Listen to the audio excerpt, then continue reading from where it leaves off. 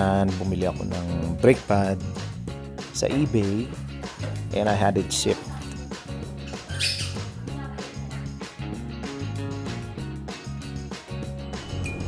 Okay.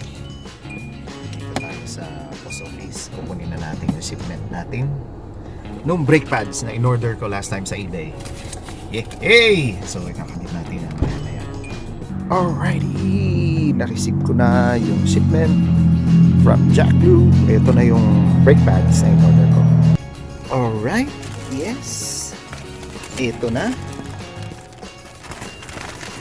Ito na yung brake pads ko. Alright. So L03A, this is good for Shimano 105 or Shimano Ultegra or Dura Ace brake pads with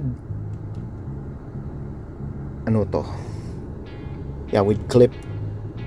Alright. Excited na ako.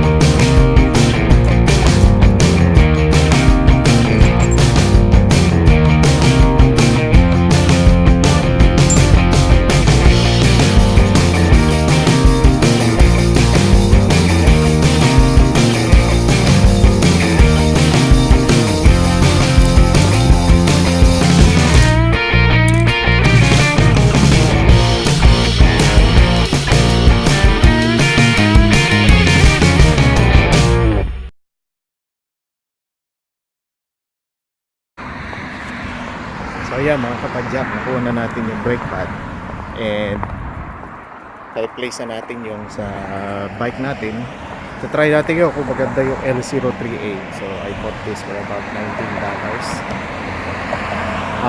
sa eBay plus tax. So tingnan natin kung tatagal nga ba ito. Madali lang siyang ikabit. Actually, maraming mga videos na available pa.